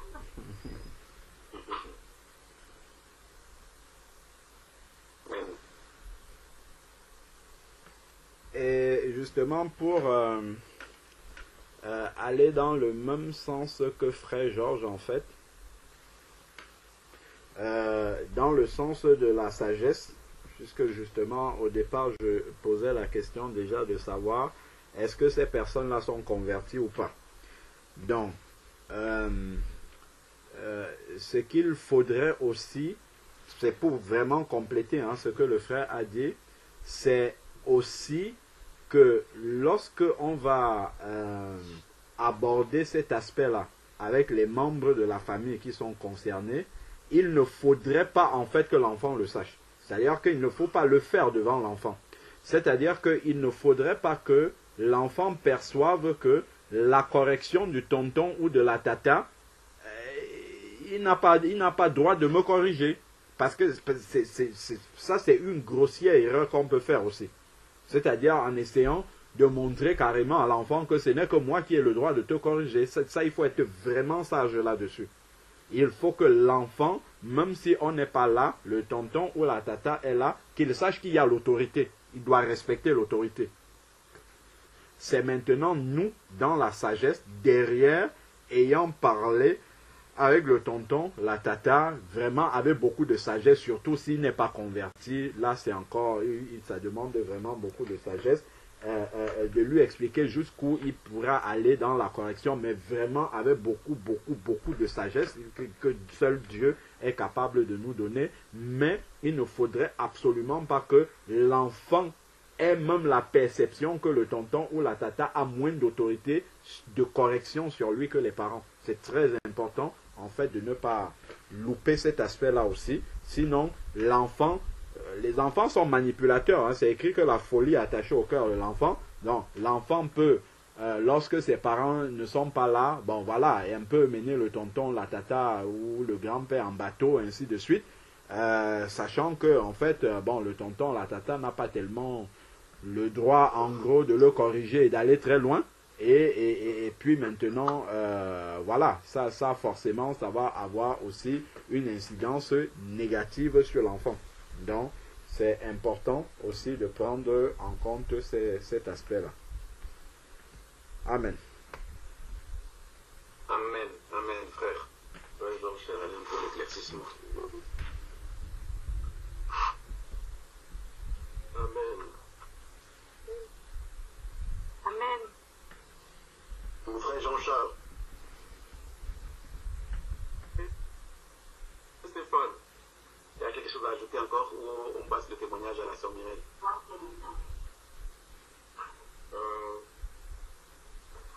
Bon, moi je voudrais ajouter quelque chose. Surtout qu'on parle un peu de l'influence que les parents, les oncles et notre entourage peut avoir sur les enfants. Et je crois qu'à l'origine, la rencontre des femmes, c'était un peu pour savoir comment est-ce que les enfants peuvent entrer en contact. Je parle des enfants des bien-aimés, entre bien-aimés. Parce que l'idéal, c'est ça, c'est que je suis tellement béni de voir les enfants du frère Alain, puis les enfants du frère Georges, souvent ensemble. C'est tellement beau à voir et c'est vraiment le modèle, je pense, du Seigneur. Et quand la sœur parle des grands-parents et autres qui peuvent lever la main sur nos enfants, ça nous ramène dans la réalité dans laquelle nous sommes. C'est vrai, tout à fait. Avec qui est-ce que nos enfants rentrent en contact? surtout lorsqu'ils ne sont pas des enfants de Dieu. Je veux dire, lorsqu'ils ne sont pas eux-mêmes convertis, lorsqu'ils sont des païens, c'est une question tellement délicate. Lorsque notre entourage est païen, souvent nos propres parents sont païens, et nous voulons inculquer des valeurs à nos enfants selon la parole de Dieu, mais ils sont toujours en contact avec des personnes qui sont encore païennes. Alors que nos enfants ne sont pas encore affermis, comment est-ce que nous devons réagir? Vraiment, je bénis le Seigneur pour ce que le frère Georges il a mis au cœur du frère Georges. Il faut qu'on use beaucoup de sagesse. C'est vrai, mais il faut qu'on soit vraiment alerte là-dessus. Et c'est pourquoi, quand on envoie nos enfants à l'école, on doit beaucoup prier. C'est vraiment un sujet de prière qui tient tellement au cœur des parents. Aller déposer nos enfants entre les mains de personnes qui, généralement, sont païennes. C'est vraiment le Seigneur qui les garde. Le Seigneur m'a fait grâce d'avoir un travail où je reçois des cas de personnes qui postulent pour les aides de l'État parce qu'ils sont handicapés mentaux ou bien physiques. Et ils postulent également pour leurs enfants. Et ce que j'ai remarqué, c'est que généralement, les enfants qui sont atteints de maladies mentales ont eu une sorte d'abus de la part de leur entourage. C'est-à-dire que quoi? Voilà, leur entourage, soit ils ont été battus, ou bien ils ont été exposés à des images violentes à la télévision, ou bien ils ont eu vraiment un traumatisme dans l'enfance, et généralement les abus sexuels, et voilà, ça détruit complètement la vie d'un enfant, direct. Ça c'est direct. On ne joue pas avec. Si on permet à nos enfants d'être en contact avec des païens, il faut qu'on soit vigilant là-dessus. Frères et sœurs, il faut qu'on soit vraiment vigilant, qu'on ait la sagesse du Seigneur pour vraiment, avec qui est-ce que nos enfants sont en contact. Qu'ils aillent à l'école, on les confie au Seigneur, mais lorsqu'on a la possibilité nous-mêmes de veiller sur les enfants, c'est notre responsabilité vis-à-vis du Seigneur. Vis-à-vis du Seigneur. Je comprends bien qu'en Afrique, c'est un peu plus difficile parce qu'on vit généralement avec les parents et la famille élargie. Mais là encore, il faut qu'on soit vigilant, surtout lorsque le Seigneur nous fait grâce d'appartenir désormais à son Église. Notre enfant, comme le frère et le Seigneur nous a exhortés par la bouche du frère, c'est à nos enfants qu'on doit évangéliser en premier. Et on doit être très très vigilant aux personnes avec qui nous mettons nos enfants en contact. Vraiment, c'est pas évident d'avoir des bien-aimés à côté.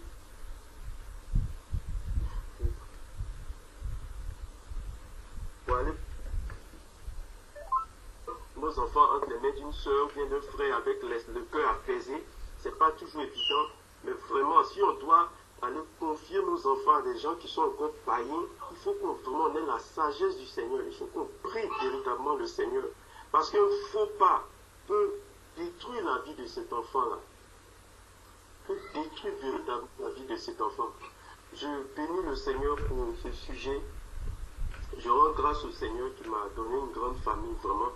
Et ça, c'est un sujet même qu'on va en parler plus tard par la grâce de Dieu. Mais le Seigneur donne la sagesse vraiment pour éduquer les enfants.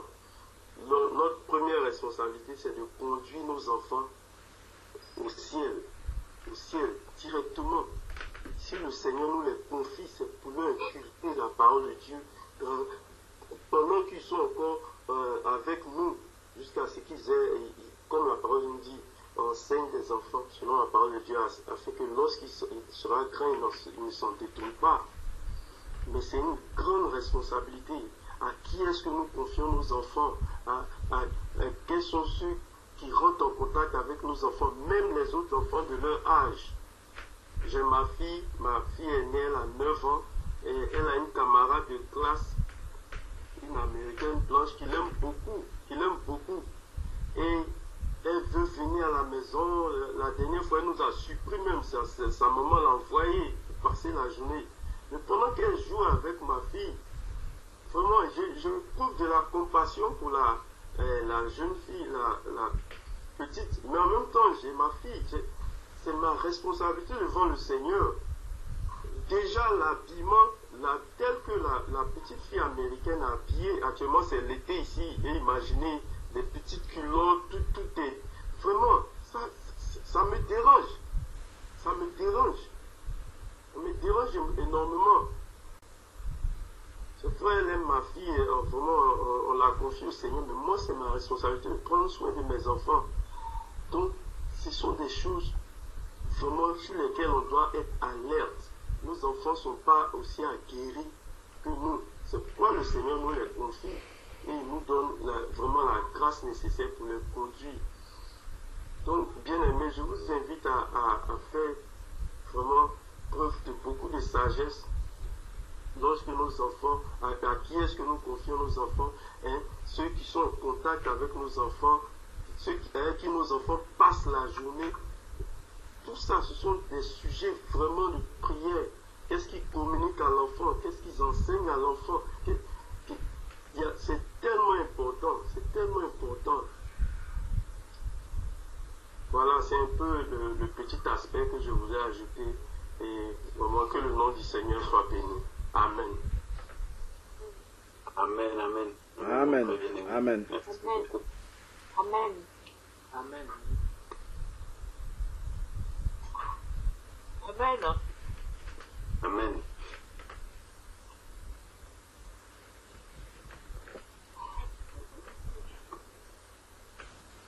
Ma sœur Mireille. Oui, bonsoir, vous m'entendez? Bon, amen. Oui, j'avais un témoignage sur l'utilisation de la chicotte que j'ai expérimenté avec la petite. Et en fait, voilà, comme j'avais expliqué l'autre fois dans notre réunion, c'est en faisant les recherches sur l'éducation de l'enfant dans les voies du Seigneur, tout ça, je suis tombée sur les enseignements de Jésus-Christ éveillé du lieu d'être en Jésus un peu. Et voilà, c'était pendant un moment où voilà, ma fille commençait à faire des crises pas possibles, que je disais, c'était pas possible que moi, mon enfant, moi connaissant le Seigneur et faisant tout ce que je pouvais, pour l'éduquer selon le Seigneur, selon moi, qu'elle commence à faire des crises comme ça, comme les autres enfants du monde et tout ça. Donc voilà, une fois que j'ai connu vraiment la réalité, que vraiment le Seigneur m'a mis à cœur, que moi je ne lui obéissais pas du tout, je n'étais pas dans sa volonté de ne même pas s'imaginer que ma fille va m'obéir, m'écouter, si moi je ne l'écoutais pas. Et donc j'ai fait vraiment tout le travail sur moi-même, vraiment tout remettre à plat dans ma vie, vraiment décider de faire la volonté du Seigneur. Et puis, c'est comme ça que je suis tombée sur l'enseignement là que j'ai posté l'autre fois. J'ai oublié le titre, mais le frère Alain Patrick avait fait un enseignement sur éduquons nos enfants selon les voies du Seigneur. J'ai oublié le titre. Et je suis tombée dessus, donc voilà, j'écoutais ça comme ça un après-midi en attendant d'aller la chercher à l'école. Et j'écoutais ça et j'ai commencé à écouter. Dès que j'ai commencé à écouter, dès les premières minutes, je me suis dit mince, faut que, parce que j'avais pas pris ma Bible et tout, j'écoutais juste en attendant au salon, il fallait que j'aille la chercher genre dans 1 heure, donc j'attendais, j'avais fini toutes mes tâches ménagères, j'attendais. J'ai fait, ah non, je peux pas juste écouter ça comme ça, donc je suis allée prendre mes feutres et tout ça avec ma Bible pour commencer vraiment à marquer tous les versets, tous les proverbes là et tout, jusqu'à la fin de l'enseignement. Et puis vraiment, j'ai reçu la confirmation du Seigneur. Après avoir écouté l'enseignement, je me suis dit, waouh, c'est vraiment ça quoi. Parce que jusque-là, avec comment le monde nous a formaté, puis moi aussi avec ma formation là de la petite enfance, sur la psychologie de l'enfant, tout c'est tout du monde, il ne faut pas frapper, il ne faut pas si. Donc, voilà, il y avait tout ça dans ma tête, tout c'était ça qui était encodé, même si de temps en temps, je lui donnais des petites fessées. Voilà. voilà, je ne pensais pas la prendre une chicotte et la taper un jour ou quoi. J'avais même peur de ça. Mais là, j'ai été libérée vraiment. Je me suis dit, mais il me faut absolument trouver une chicotte avant d'aller la chercher, avant qu'elle revienne dans cette maison aujourd'hui. Elle venait d'avoir 2 ans et demi et c'est... À 2 ans et demi, on commence l'école ici, c'est le pré-gardiennat. C'est avant l'école, la première maternelle. Donc, j'ai commencé à la mettre. Donc, voilà, je dis non. Parce que quand j'allais la chercher à l'école, elle me faisait des crises pas possibles. Elle ne veut pas rentrer dans la voiture. Mais c'était un spectacle devant tout le monde. Je devais la mettre de force parce qu'elle veut rester, aller au parc, à côté de l'école. C'était tout le temps, je fais non. Là, il faut absolument que je fabrique je trouve la chicotte aujourd'hui avant d'aller la chercher. Et il y avait des journaux, j'ai cherché partout, je ne sais pas avec quoi je pouvais faire une chicotte. Il y a plein de journaux là qu'on met dans les boîtes aux lettres là, j'en ai pris plein, puis je les ai roulés pour faire comme voilà, je les ai torsadés bien durs comme il faut. Et j'ai déposé sur le fauteuil et puis je suis partie la chercher. Donc voilà, ben, comme d'habitude, elle a commencé sa petite crise et je l'ai mis devant la voiture, je lui ai dit écoute, si tu commences aujourd'hui, là, maman a fabriqué une chicotte. Je lui ai montré le geste de fabriquer une chicotte, puis le geste de secouer devant elle et de la taper avec. Donc, elle était comme ça devant moi, elle ne comprenait pas. Mais qu'est-ce que je suis de raconter là? Et c'est quoi ça? Je dis, ça fait très mal une chicotte. Maman va te taper avec. Si tu fais des bêtises, là, on rentre à la maison, je vais te taper avec la chicotte. Elle va te faire très mal. Là, elle est rentrée dans la voiture. Je l'ai attachée, rien n'a rien dit, je suis mise, j'ai commencé à conduire. Moi-même, je ne comprenais pas, je n'arrivais pas à y croire, je tremblais déjà au volant. Je dis, mais c'est quoi ça? C'est que la chicotte, ça marche déjà, elle entend que ça. Et dans la voiture, elle ne disait rien, elle était consternée. Je la regardais dans le rétroviseur, je voyais qu'elle était consternée dans la voiture. Puis après, elle me demande à un moment, maman, c'est quoi que tu as fait, tu as fabriqué ou un truc comme ça? Elle me demande. J'ai fait une chicotte et à la maison, je vais te taper si tu fais des bêtises. Et on arrive, dès qu'on arrive à la maison, on rentre. Dans l'entrée déjà, elle tâtonnait derrière mon doigt, elle ne voulait pas bien rentrer. Elle était derrière mon doigt, elle essayait de me voir devant ce que c'était. Donc, je l'ai débarrassée et tout, on est bien rentré. Puis je suis allée lui montrer, elle dit voilà, c'est ça. Si tu fais des bêtises avec ça, je vais te taper, ça va faire très mal. Et maman va te taper maintenant. Donc tu arrêtes de faire tes bêtises. Elle me dit oui maman, elle a arrêté. Donc les petites crises du goûter ou pendant le temps là de l'école, elle n'a rien fait. Puis ça a duré quoi, une petite heure ou 2 heures comme ça, puis elle commence. Alors je prends la chicotte, je prends la chicotte, je n'ai même pas parlé, elle dit qu'est-ce que j'ai dit? J'ai dit que si tu commences tes bêtises, je vais te taper. Elle a dit d'accord, c'est bon, elle a arrêté. La deuxième fois, elle a encore essayé, j'ai encore pris la chicotte, elle a arrêté. La troisième fois, elle ne s'est pas arrêtée. Elle a vu que je me suis arrêtée les 2 autres fois, donc je ne l'ai pas tapée. Donc, elle a commencé, puis elle est allée plus loin, puis elle a commencé à me tester. Et là, je lui ai bien expliqué qu'est-ce que je t'ai dit. Je t'ai dit que si tu ne m'écoutes pas, je te tape. Tu ne m'as pas écouté, je te tape. Je lui ai donné 2 bons coups sur les mollets. Elle a eu bien mal, elle a bien pleuré. Non, mais elle n'a rien compris à ce qui lui arrivait. Et voilà. Et depuis ce moment, j'ai la chicotte. J'ai trouvé des chicottes. Il y en a dans la chambre, il y en a dans le salon. Elle sait. J'ai expliqué ça à son papa, il n'en revenait pas aussi. Donc, ben oui, ça fait 1 an et demi à peu près. Donc voilà, elle connaît la chicotte et quand elle entend la chicotte, elle arrête tout de suite. Quand elle dépasse les bornes, je la tape avec, mais raisonnablement, et elle arrête, elle demande pardon. Elle a vraiment la crainte de la chicotte là, quand je la prends. Et voilà, donc ça fonctionne vraiment. Cette histoire de prendre la chicotte, à part que de taper avec la main là, vraiment, j'ai même, des fois elle me range la chicotte pour être gentille. Quand elle voit la chicotte, elle voit, maman, regarde, il y a ta chicotte, je te la range là, je fais oui, range-la moi là. Donc elle me sait, voilà, et ça fonctionne vraiment. Et donc par rapport aux parents et aux grands-parents, à l'entourage, donc on fonctionnait comme ça. Et bon, comme il y a beaucoup d'autres choses aussi que j'ai enlevées dans sa vie, et puis vraiment je suis revenue vraiment dans la parole de Dieu, dans son éducation. Je ne l'exposais plus vraiment aux petits trucs déjà que je l'exposais, mais qui n'étaient pas si graves que ça, que j'ai enlevé même tout ça. Elle n'avait pas l'habitude de regarder trop la télé, mais je mettais certains Disney que je pensais c'était bon, mais tout ça j'ai enlevé.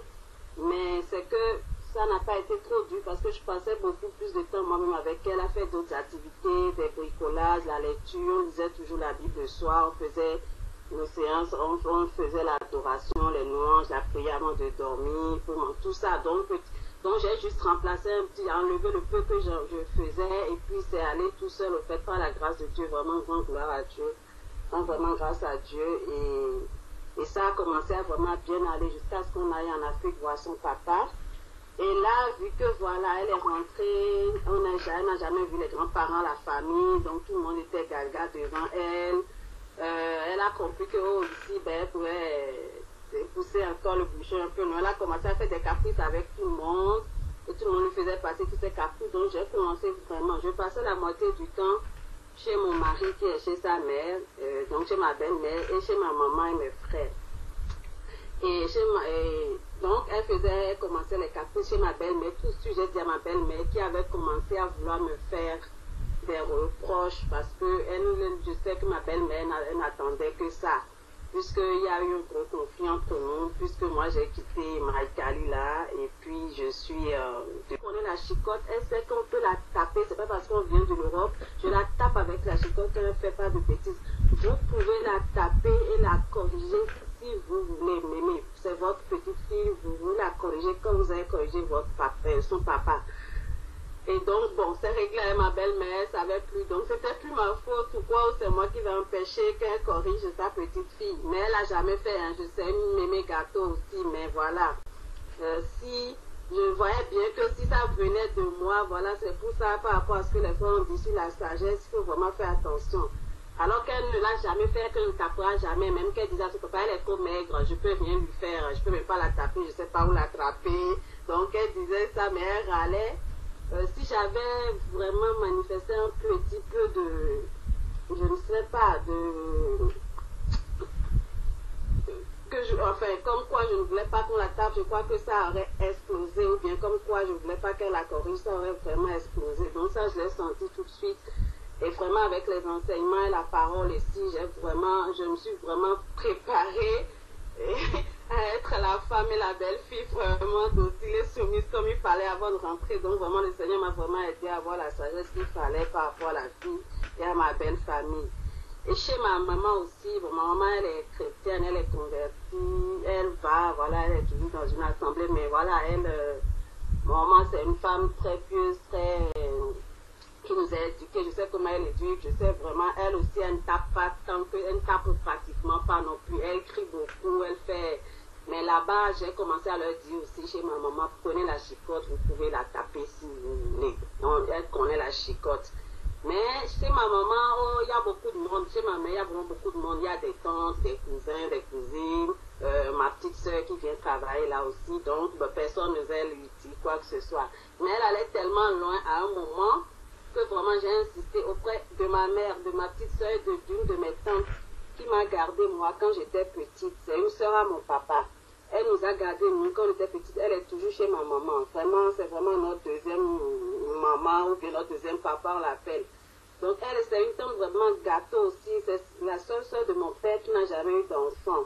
Donc elle s'occupe toujours des enfants de ses frères et sœurs. Elle est vraiment trop douce, trop gentille. Et les enfants lui montent sur la tête et de tous les donc je lui ai dit mais si vous connaissez elle m'a dit si vous la laissez vraiment elle abusait tellement avec la tante que j'ai tellement insisté de prendre une brindille, ne serait-ce qu'une brindille d'un balai, de lui faire peur et de l'aider de la taper, qu'elles vont voir comment elle va fuir et à quel point on est la chicotte.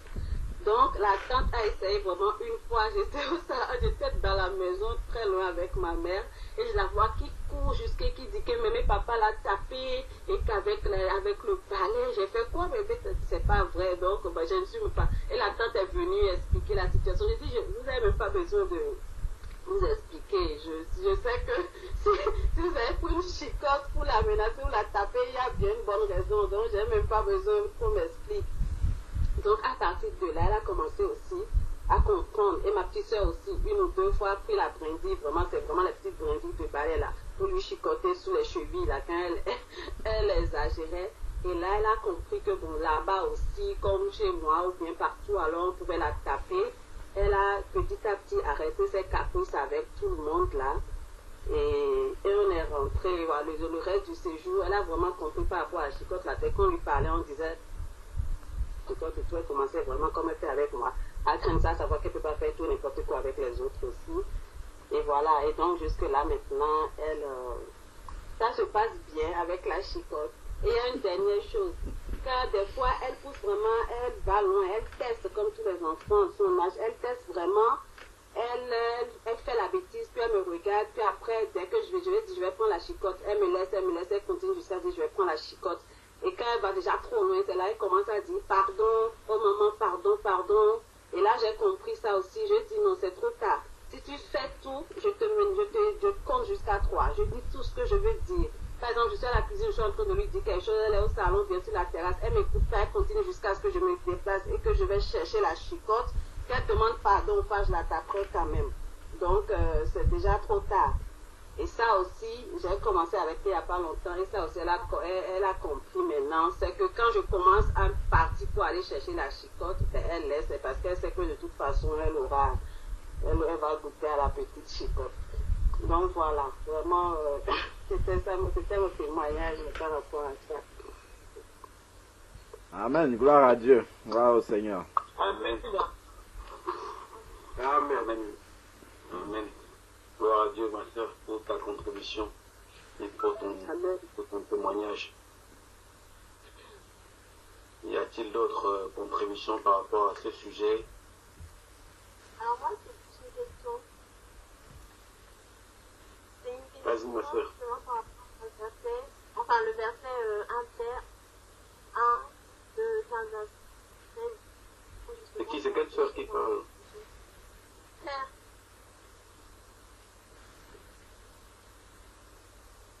Claire. Ah, soeur Claire, vas-y, ma soeur, s'il te plaît.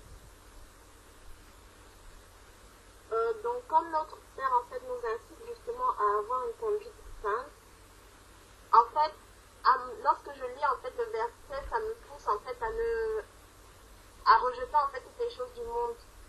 Mais genre qu'il faut juste avoir que la Bible et rien d'autre. Est-ce que c'est trop extrême ou est-ce que c'est bon? Je ne sais pas si je me suis bien... Je n'ai pas saisi, ouais. Question. Je ne sais pas si les frères ont saisi, moi je n'ai pas bien saisi la question. Justement, lorsqu'on parle justement, soyez saints dans toute votre conduite, ça veut dire conduite morale, mais aussi dans les actions. Mais ça veut dire qu'on ne peut rien faire d'autre, à part, par exemple, on doit avoir des activités, par exemple, de restreinte. C'est ce que ça veut dire, si j'ai bien compris. C'est par rapport au verset que le frère Alain a mis, de 1 Pierre. Ah, d'accord. Oui. Donc, si je peux apporter un élément de réponse par rapport à... Bonsoir, sœur Claire, que Dieu te bénisse. Hein. Voilà, donc c'est déjà de... Donc le verset, je l'ai utilisé dans le contexte où le Seigneur dit « Soyez saints comme je suis saint ». Donc moi je l'ai utilisé dans le sens de dire que le Seigneur dit en gros imitez ma sainteté. Donc il montre l'exemple de la même manière que nous devons montrer l'exemple à nos enfants et dire en gros imitez-nous. Regardez ce que nous faisons et reproduisez. Bon. Donc ça c'est dans ce sens-là que je l'ai utilisé. Mais maintenant pour revenir à ta question, il est bien en fait de connaître le sens des mots. Donc quand on dit saint, saint c'est donc il y a le mot sanctifié derrière et ça veut dire mis à part pour Dieu. C'est ça que ça veut dire. Soyez saints comme je suis saint. C'est-à-dire soyez consacrés, soyez mis à part pour Dieu. Comme Dieu est lui-même à part de tout ce qui est contre Dieu. Donc tout ce que ça veut dire qu'il faut en fait tout ce que nous faisons. Je peux le résumer avec un autre verset, hein, parce que la Bible s'explique par elle-même. Donc je vais simplement mettre l'autre verset qui va nous expliquer exactement ce qu'il y a dans celui-là. maintenant qu'on a compris qu'est-ce que ça veut dire être saint, et voici le verset qui va expliquer celui-là, c'est Colossiens chapitre 3, Colossiens chapitre 3 verset 17. Voilà, c'est ça que ça veut dire ce verset-là. Et quoi que vous fassiez en parole, en œuvre, faites tout au nom du Seigneur Jésus-Christ en rendant par lui des actions de grâce à Dieu le Père. Si on fait cela, on sera saint dans toute notre conduite. Donc, c'est-à-dire que toute notre conduite sera à part pour Dieu. C'est-à-dire que tout ce que je fais, je dois rechercher la gloire de Dieu dans ce que je suis en train de faire. Tout ce que je pense, je dois rechercher la gloire de Dieu dans ce qui nourrit mes pensées. Dans tout ce que je dis, je dois rechercher la gloire de Dieu là-dedans. Où sont les intérêts du Seigneur? En quoi est-ce que ce que je dis, ce que je pense, ce que je pose comme acte, en quoi est-ce que ça glorifie Dieu? Est-ce que je peux dire au nom du Seigneur Jésus-Christ, je fais telle chose? C'est ça que ça veut dire. C'est-à-dire que toute œuvre que je pose, est-ce que ça glorifie le nom du Seigneur? Est-ce que cette parole que je veux prononcer là, est-ce que je peux dire, c'est au nom de Jésus que je dis cette parole-là, au nom de Jésus, et je prononce la parole qui va venir après? Par exemple, si je veux injurier quelqu'un, est-ce que je peux dire au nom de Jésus et puis je prononce une injure derrière? Donc ça, en fait, ça va redresser toutes nos pensées, toutes nos actions, toutes nos œuvres et amener en fait tout ce que nous faisons, tout cela sera soumis, en fait, sera soumis à la volonté de Dieu, en fait. En gros, c'est ça. Être saint, comme le Père est saint, c'est que toute notre vie, parole, pensée, acte, doit être soumis, en fait, doit être mis à part pour Dieu, c'est-à-dire soumis à la volonté du Seigneur, tout simplement. Est-ce que ça t'éclaire plus? Oui. Voilà. Donc, si maintenant, pour toi personnellement, si tu penses qu'il faut tout mettre de côté et ne avoir que la Bible, si ça t'amène à la sainteté, gloire au Seigneur. Voilà, donc c'est comme ça qu'il faut. Mais c'est le résultat qui est le plus important. Le résultat, parce qu'on peut marcher avec la Bible sans avoir le contenu de la Bible dans son cœur. On peut marcher et méditer la parole de Dieu tous les jours, mais ça reste juste au niveau de notre intellect et ce n'est pas dans notre cœur. Donc le Seigneur veut que cette parole-là descende dans notre cœur pour produire la vie, c'est-à-dire produire des actions concrètes, produire des pensées concrètes qui glorifient Dieu, produire des paroles qui glorifient le Seigneur. Donc c'est ça qu'il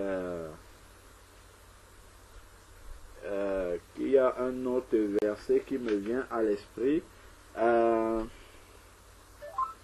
Est-ce que quelqu'un se souvient du verset qui dit, je crois que c'est dans Éphésiens, que tout ce qui est noble, tout ce qui est juste, soit l'objet de vos pensées? Quelqu'un connaît ce verset-là par cœur? Ça aussi, ça va dans le même sens de « Soyez saints comme je suis saint ». Est-ce que quelqu'un se souvient où est ce verset-là dans la parole de Dieu? Philippiens. C'est dans Philippiens, hein? Philippiens 4. Philippiens chapitre 4. Ok. Alors, Philippiens 4. J'y suis. Voilà, donc c'est Philippiens 4, 8. Philippiens 4, 8. Voilà. Ça aussi, c'est toujours dans le même sens. Au reste, frères, que tout ce qui est vrai, tout ce qui est honorable, tout ce qui est juste, tout ce qui est pur, tout ce qui est aimable, tout ce qui mérite l'approbation, ça c'est pas l'approbation des hommes, c'est l'approbation de Dieu, ce qui est vertueux et digne de louange soit l'objet de vos pensées. Donc voilà une manière par exemple d'être saint comme Dieu est saint. Dans la pensée. Après maintenant il faut que ça aussi, ça soit pratiqué dans les œuvres. Amen. Amen. Amen. Vraiment. Amen. Que tout ce qui est vrai, ce qui est honorable, ce qui est juste, pur, aimable, qui mérite l'approbation, comme le frère dit, non des hommes mais de Dieu, ce qui est vertueux et digne de louange, soit l'objet de nos pensées. J'espère, ma sœur Claire, que tu es éclairée par rapport à ta question. Donc, la sœur Solange a posé une autre question, à savoir si on devait fêter les anniversaires. Je ne sais pas si la sœur Florence a demandé à répondre à la question plus clairement. Je ne sais pas si elle est encore en ligne.